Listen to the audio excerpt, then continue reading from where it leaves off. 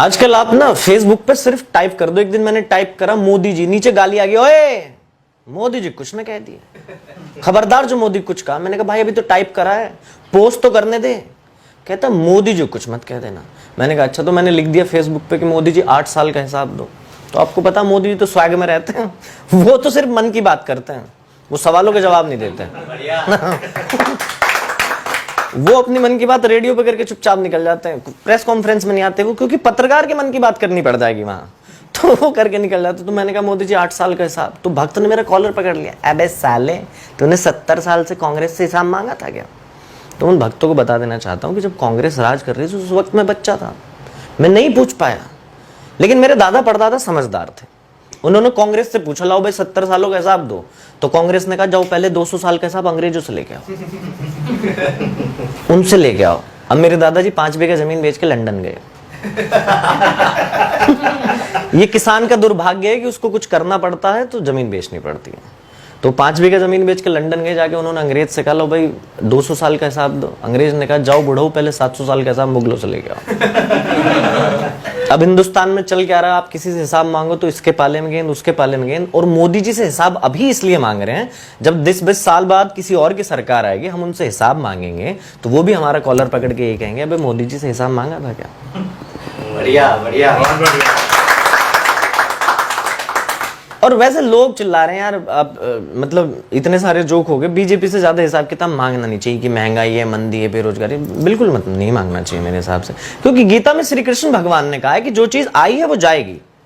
भाई अंग्रेज आए थे चले गए, फिर कांग्रेस आई चली गई, अब बीजेपी आई है, बीजेपी नहीं जाएगी। अब आप मैं कह दूंगा तो मैं गद्दार साबित हो जाऊंगा।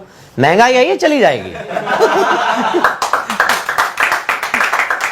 महंगाई आई है चली जाएगी। तो मोदी जी पिछले दिनों उसमें गए थे man versus wild, discovery channel में, बियर गिल्स के साथ ना, तो उन्होंने वहां जाके मगरमच्छ पकड़ लिया एक, मोदी जी ने ऐसे करके।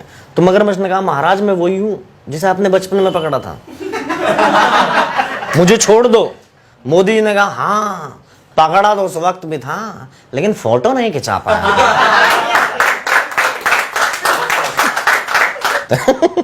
अच्छा एक बार क्या हुआ, एक बंदा चौराहे पे खड़ा हुआ चिल्ला रहा था हमारा राजा झूठा है, हमारा राजा झूठा है। तो पुलिस वाला आया, आगे उसके एक चांटा दिया, साले बकवास कर रहा था, कह रहा है हमारा राजा झूठा है। बोला साहब मैं अपने वाले की नहीं, मैं पड़ोसी राजा को कह रहा था।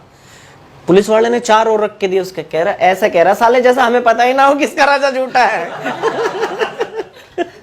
2014 में जब मोदी जी आए थे तो लोगों को लगा था कि भाई मुस्लिम खतरे में रहेगा, लोगों को लगा था कि भाई सुलेमान खतरे में रहेगा, सुरेश सेफ रहेगा, लेकिन हो उल्टा गया है अभी मुस्लिम सेफ है, हिंदू रोज व्हाट्सएप पे मैसेज आ रहा हिंदू खतरे में है।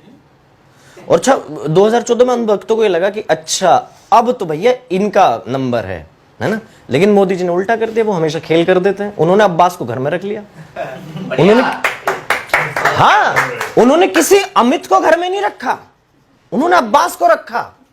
हालांकि अब्बास कहाँ है आज किसी को नहीं पता, और अमित कहाँ है सबको पता है और एक स्लोगन और चलता है कि गर्व से कहो हम हिंदू हैं। मतलब यार जब मैं खतरे में हूं तो मैं गर्व से कैसे कहूं, मैं तो डर से ही कह पाऊंगा कि मैं खतरे में हूं, तो गर्व से नहीं कह पा रहा हूं मैं। अब मोदी जी के भक्तों की संख्या बहुत बढ़ती जा रही है, और जिस हिसाब से मोदी जी के भक्तों की संख्या बढ़ती जा रही है, मुझे लग रहा है राम मंदिर से बड़ा मंदिर बनेगा मोदी जी का